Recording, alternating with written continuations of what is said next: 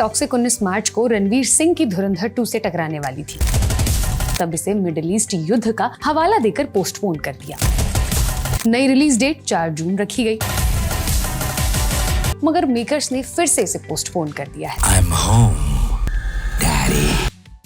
Toxic has been in the news a lot lately, and for all the wrong reasons. From the mixed reactions to the latest trailer to the lead actor openly admitting that his fans are frustrated by the delays, Toxic, as the tagline goes, is becoming more of a fairy tale in reality. You know, you have fairy tale for kids. Nobody's making fairy tale for grown-ups. So we just thought we'll make a fairy tale for grown-ups. While people are still processing that trailer, the negative reactions have suddenly made this guy look extremely likable. I want a war! Like men have been fighting for thousands of years! Jokes aside, Yash recently assured his audience that the wait is absolutely worth it. And believe me when I say this, when the lead actor of a massive film has to personally go on camera to manage the frustration of his own fan base, you are looking at pure damage control. Because here is what is actually happening with Toxic right now. This is not just one isolated problem, this is a chain of failures that started before a single camera even rolled. Daddy's home.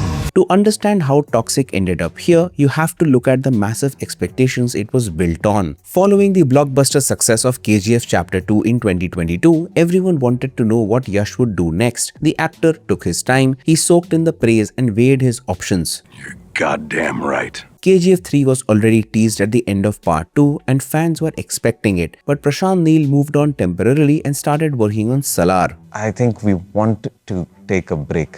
And I'm very happy that, I moved over and I'm telling another story now. Yash is very happy doing his next movie. And to everyone's surprise, more than a year later, Toxic was officially released in December 2023 with National Award winner Geetu Mohandas taking the director's chair. And honestly, when you first heard what this film was supposed to be, the excitement made complete sense. The initial pitch was truly exciting, a dark and gritty period piece set for the 1940s to the 1970s. Yash was set to play dual roles as a man building a criminal empire and with a star-studded cast that included Nayanthara, Kiara Advani, Huma Qureshi and Tara Sutaria. It had all the makings of a blockbuster. Nayanthara, Kiara Advani, Tara Sutaria, Huma Qureshi. Yes, there are a lot of strong women characters. However, things quickly took a turn. The studio had promised a smooth production timeline, but the reality of shooting such a massive project hit hard. Filming dragged on for months, and before long it became clear that release dates would be missed, leaving fans completely in the dark about what was happening. And in between all this, in late October 2024, the film got caught up in a legal mess. The Bangalore shoot was abruptly stopped because, as it turned out,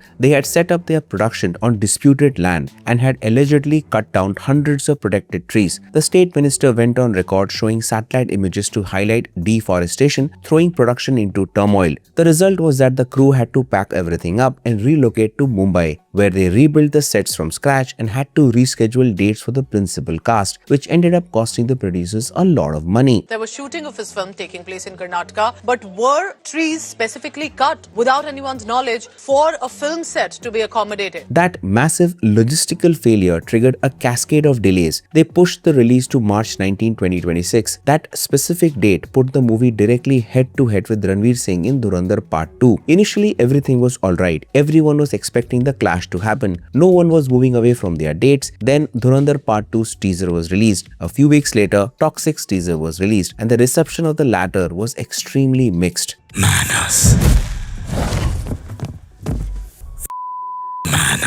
There was a clear divide and producers got their first hint. Then the advance bookings were bad, which gave the producers their second hint. The makers realized clashing with Dhurandhar Part 2 would finish their film, so they pushed the film again to June 4 using a bizarre excuse. They blamed international market instability and conflict in the Middle East. They claimed the Gulf is a key overseas market that needed stability before they could release. I made a video on this topic. Do check out if you're interested. The link is in the description. To make things even more ambitious, the film has been shot simultaneously in Kannada and English and is targeting an international level release. 9 minutes of the movie was previewed to global distributors at CinemaCon in Las Vegas, and following the highly positive response, the film's original June 2026 release was changed to realign for a significantly wider worldwide international launch, which now brings it to August 26, 2026. Oh my God! Okay, it's happening.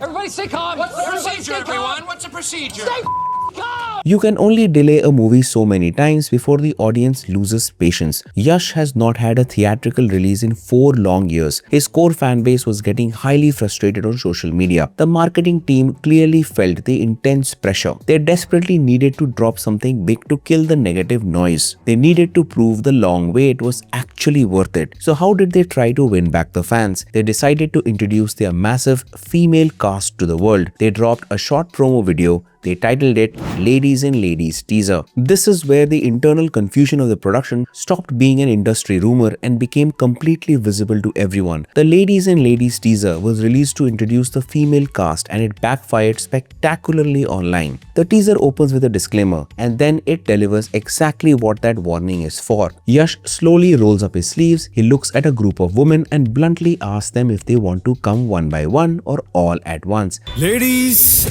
and ladies. एक एक करके आओगे या एक साथ आओगे? A female voiceover drops a crude and heavily criticized line about men and their anatomy. Don't forget the predictable spectacle of men and their. The sound design creates what the internet calls an uncomfortable, chaotic mood. It felt completely disjointed from what a serious period gangster film is supposed to feel like. The internet reacted and it was mostly very negative. But here is a part of the story that matters more than just a badly received teaser. Years ago, Yash sat on a popular talk show and very clearly stated his personal rules for acting. He said he would never perform a scene that he would be uncomfortable watching with his parents sitting next to him. He openly admitted that romantic scenes made him extremely nervous early in his career. This was not a casual offhand comment. This was a defining public statement about his values as an actor and his relationship with his audience. It is the kind of quote that people remember, and it is the kind of quote that surfaces instantly when something contradicts it. Fans dug up those exact interviews within hours of the teaser dropping. I'm not making a moral argument here. Actors evolve, that is completely their right. What I am saying is this: when a teaser directly contradicts years of a very specific publicly stated personal value, you have a clarity problem at the center of your film. And if that disconnect between your star's public identity and your film's actual tone is visible in a 2-minute promo, it is visible throughout the production. The fan reaction confirmed exactly this. They called it cartoonish, vulgar, forced. They said it felt like a massive departure from the heroic mass appeal of his previous characters. They said they didn't expect forced vulgarity just for shock value. They felt the female characters were being objectified despite the promos supposedly being built around their importance to the story. The writing was described as cheap. The sound design made it actively worse. Instead of building an atmosphere for a dark Goan underworld period film, the audio left me unsure what kind of film this was trying to be. That's a question. That's a question. Oh. And that confusion came through in every reaction video and every comment section for days after the teaser dropped. The teaser definitely has major tonal problems, but if you look past the initial shock value, you can see exactly what the creative team was trying to do. They wanted to present a raw look into the lives of the leading ladies. What is the objective? Shock and awe. What is the objective? Let us first look at the lives the ladies in Toxic are living. Tara Sutaria, Kiara Advani and Rukmani Vasant are playing Yash's love interests in the movie. Love makes monsters of women. This line sets a very dark tone. Raya is a corrupting force whose influence turns normal people into ruthless figures. The women are not just passive victims in the background, they are active players whose relationship with him has been twisted. It is a beautiful illusion if one understands the depth of its deception. The second part about the beautiful illusion points directly to his manipulation. Raya clearly sells them a lie. He traps them in a toxic dynamic in which they know they are being deceived, yet cannot escape. This fits perfectly with the movie's title. It is a literal toxic relationship playing out on screen. And yet here we are, fighting for his scraps of devotion. This line shows a very clear imbalance. Raya is the absolute center of gravity in this criminal underworld. He gives them just enough attention to keep them hooked and desperate. He actively pits these powerful women against each other. They are fighting for his validation instead of fighting him. This power dynamic also applies to the other two women in the teaser. Huma Qureshi is likely a member of the rival gang or possibly even the gang leader. Nayanthara is reportedly playing Yash's sister in the film. The ending of the teaser aimed for pure shock shock value, and that is where the logic completely takes a backseat. Many reviews have already trolled this specific macho sequence, so I'll just say one thing. Post Dhurandhar, this kind of extreme unrealism and forced aura farming will be incredibly hard to sell to a modern audience. बात तो सही है. When you look at the film from all these angles, you come back to the same question people have been asking since the first character introduction teaser came out. What is actually going on here? Because you can dismiss any of these problems on its own. Legal disputes happen on large productions. Teasers misfire,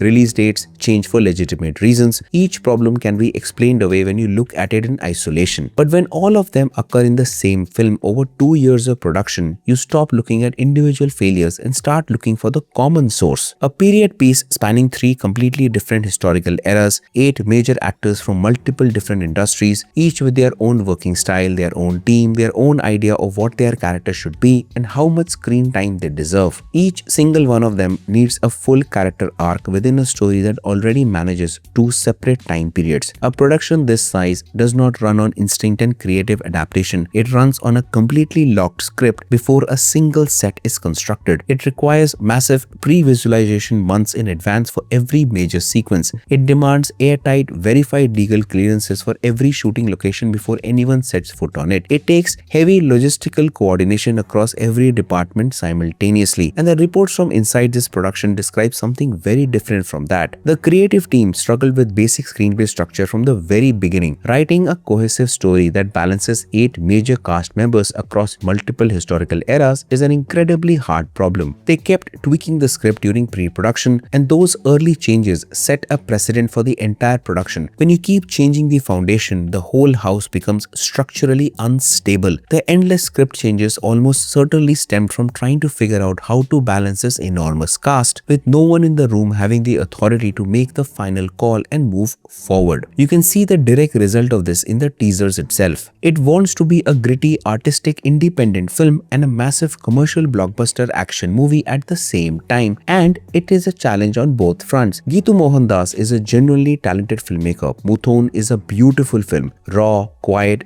deeply human. Liars Dice won a national award. Her entire career has been built on exactly the kind of work that earns serious artistic respect. She works fast, she adapts on the fly, she focuses on raw, unfiltered performances without relying on massive set pieces. She makes quiet festival films on tight budgets with full creative control. That is her world and she is excellent at it. And please don't get me wrong, there is no doubt about her directing ability, but the skill set is completely different from what Toxic actually demands, because the director has a very specific artistic vision about what the story should be, and the producers, including Yash, who is credited as a co-writer, needed something that appealed to the broadest possible mass audience across all markets to recoup their enormous investment. When those two visions pull in opposite directions and nobody has the authority to resolve the conflict at the top level, you get years of delays, a teaser that confused everyone who watched it, and a star who has to personally go on camera and ask his own fanbase to stay patient. And of course, not to mention the Dhurandhar effect.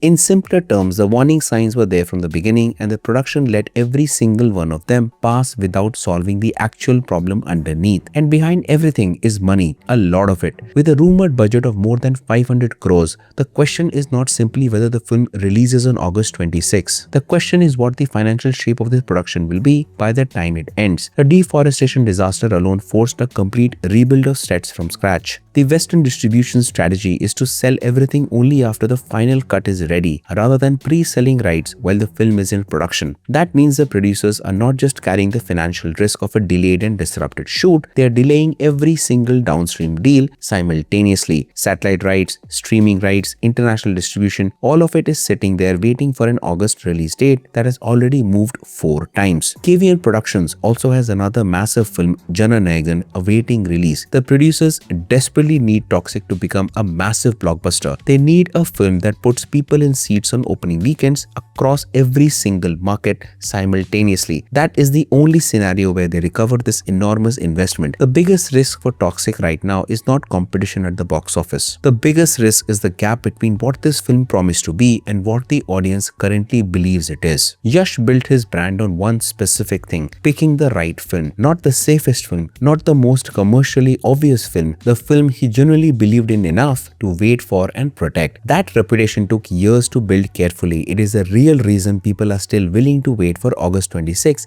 despite everything I just walked you through. If Toxic releases and it does not live up to that standard, recovering from that is much harder than any box office number can measure. They traded a solid foundation for cheap hype, and right now they are paying a very high price. Give up, Raya.